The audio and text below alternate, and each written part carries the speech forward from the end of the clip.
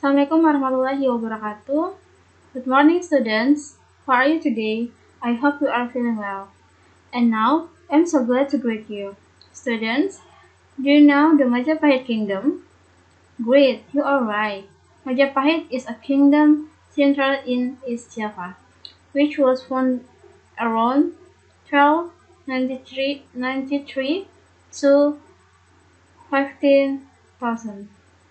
But do you know the story of Majapahit Kingdom? Okay, don't worry, because I'd like to tell you history of Majapahit Kingdom. So, now please listen to me. Majapahit is a kingdom center in East Java, which was won around 1293 to 15,000. This kingdom reached its peak of glory as a great empire that controlled a large area in the archipelago during the reign of Hayam Wuruk from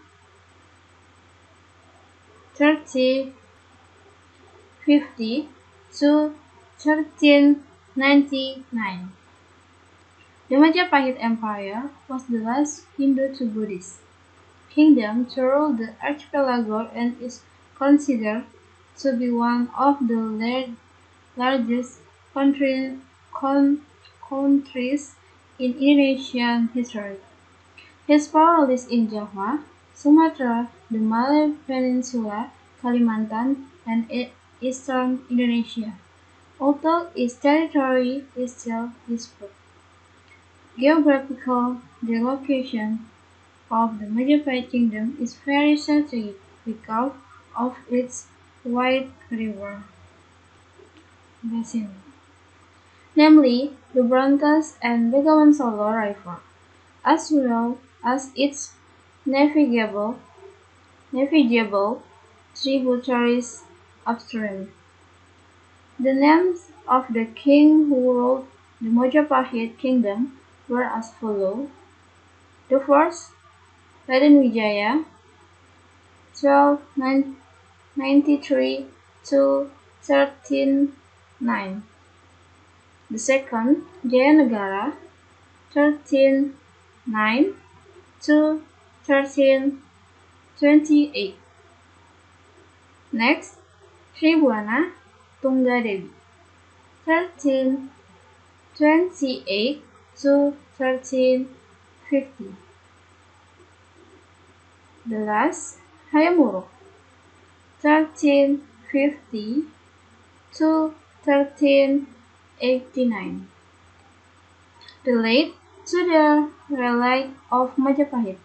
There are many relics which we can now include Penataran Temple, the Book of Negarakertagama, written by Mpu Prapanca, the Sutasoma book, written by Mpu Tantular, the Book of Rapanca which tells the kings of Singasari and Majapahit, the Book of Sundayana which tells the event of Bubat War. Okay, student, that's all history of Majapahit Kingdom. We as young generation of Indonesia should know the history of the kingdoms in the past. And I think that's all of our talk today. Thanks for listening to me. Keep motivated. See you next week. Bye bye. Soal ke-8. Assalamualaikum warahmatullahi wabarakatuh. Good morning, students. How are you today? I hope you are feeling well. And now I'm so glad to greet you.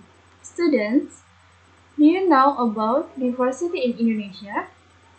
Great, you are right. The diversity in Indonesia are tribes, language, religion, and culture. But do you know some of the facts about the diversity? Okay, don't worry, because I'd like to tell you the factor. So, now please listen to me. There is much diversity in Indonesia, such as the diversity of tribes, language, religions, and culture. Some of the factors are as follows.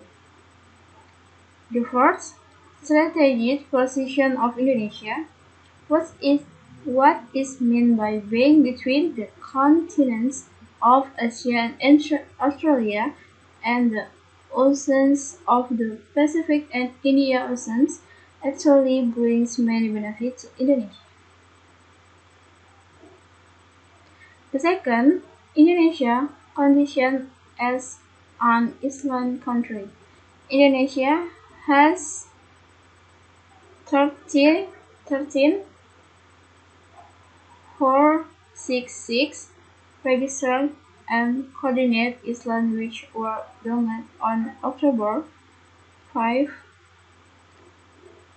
2016. The number of Islam in Indonesia caused the people who live in one Islam or part of one Islam to grow into a unique ethnic group. Each ethnic group has its own culture. Therefore, in Indonesia there are many ethnic groups with different cultures. Thus, the difference of natural condition. The natural condition of Indonesia, the diversity of its people, the life of the coastal community is different from the life of the mountain people.